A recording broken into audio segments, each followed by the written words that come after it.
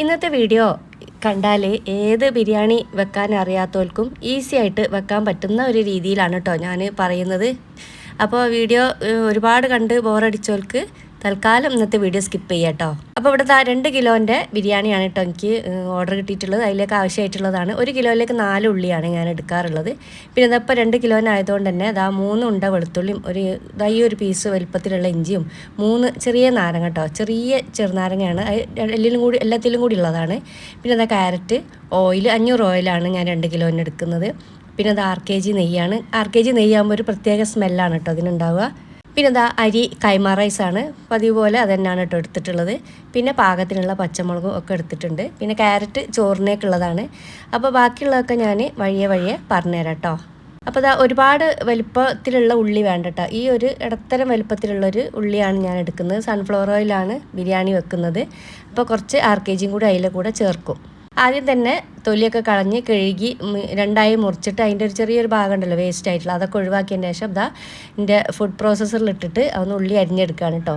ഈ ഒരു മിക്സിൻ്റെ കാര്യം പറയാതിരിക്കാൻ വയ്യ കേട്ടോ. ഭയങ്കര ഒരു ഹെൽപ്പാണ് എനിക്ക്.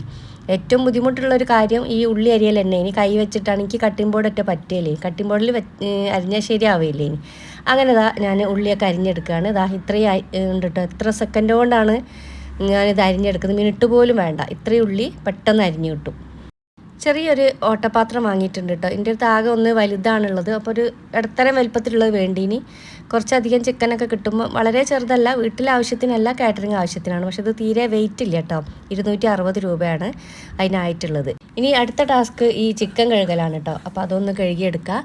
പിന്നെ വലിയ ജീരകം പൊടിച്ചതും കുരുമുളക് പൊടിച്ചതും ഒക്കെ ആവശ്യമുണ്ട്. അപ്പോൾ അതിനോട് നമ്മൾ ന്യൂട്രിപ്രോയിൽ തന്നെയാണ് കേട്ടോ, ന്യൂട്രിപ്രോ അതിലാണ് കേട്ടോ പൊടിച്ചെടുക്കുന്നത്.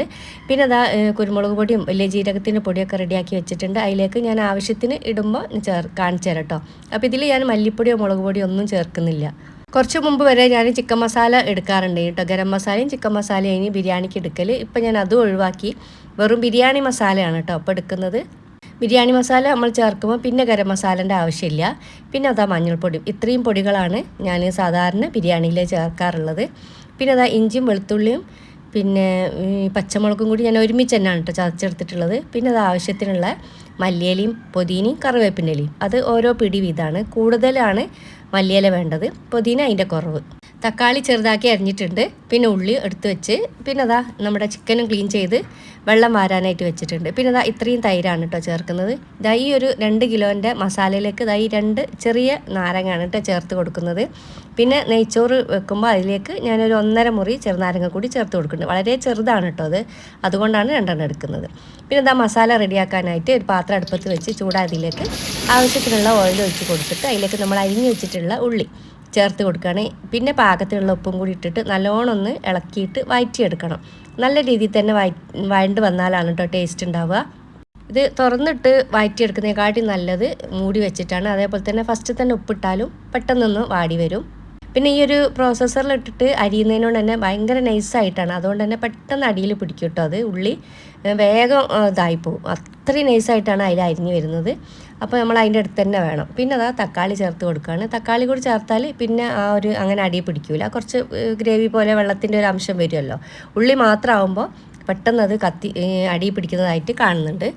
പിന്നെ അതൊന്ന് മൂടി വെച്ച് കൊടുത്തിട്ട് വീണ്ടും ഇളക്കി കൊടുക്കുക, ഇടയ്ക്ക് തുറന്നു കൊടുക്കുക. അങ്ങനെയൊക്കെ തന്നെയാണ് കേട്ടോ. ഇടയ്ക്കിടയ്ക്ക് മൂടി തുറന്നും പൂട്ടി ഇങ്ങനെ കളിക്കണം.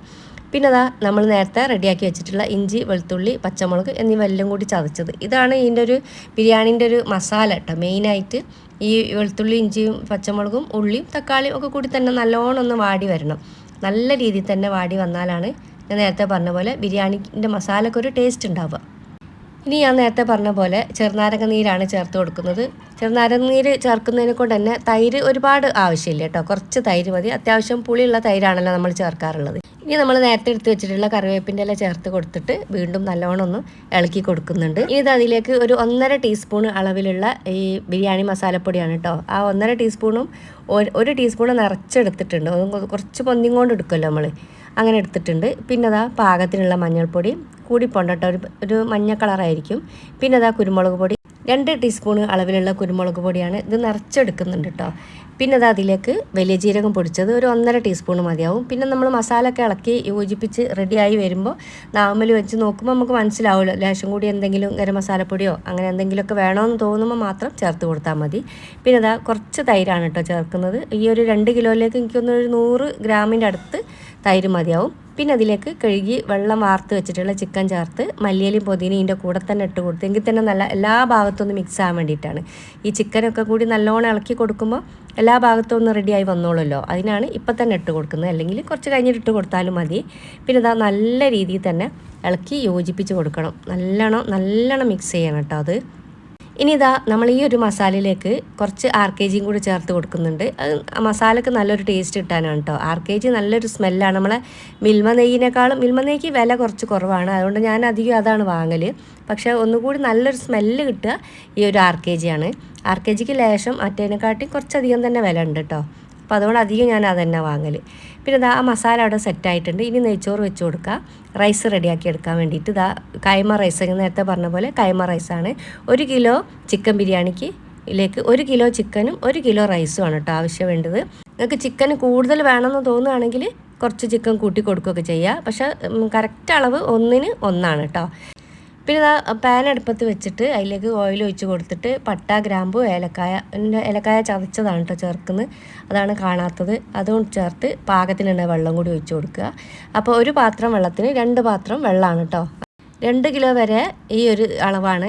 ഈ 2-ൽ കൂടുതലാകുമ്പോഴാണ് വെള്ളം കുറച്ച് കൊടുക്കേണ്ടത്. ഇനി ഇതിലേക്ക് പാകത്തിനുള്ള ഉപ്പിട്ട് കൊടുത്തതിന് ശേഷം നല്ലോണം ഇളക്കിയിട്ട് നമ്മൾ കഴുകി ഊറ്റി വെച്ചിട്ടുള്ള റൈസ് ചേർത്തിട്ട് നല്ലോണം ഒന്ന് ഇളക്കി കൊടുക്കണം. ഇനി ഇതിലേക്ക് കുറച്ച് കറിവേപ്പിൻ്റെലയും അതേപോലെ 3-4 പച്ചമുളകും കുറച്ച് ക്യാരറ്റെല്ലാം കൂടി ഇതിലേക്ക് ചേർത്ത് കൊടുക്കുന്നുണ്ട്. ക്യാരറ്റ് അരിഞ്ഞതാണ്. അപ്പോൾ ഇപ്പം തന്നെ ചേർത്ത് കൊടുക്കണമെന്നില്ല, ഏകദേശം വെന്ത് വരുമ്പോൾ ചേർത്താലും മതി. ചില സമയത്ത് എനിക്ക് മറന്നു പോകലുണ്ട് ഈ ക്യാരറ്റ് ചേർക്കാൻ.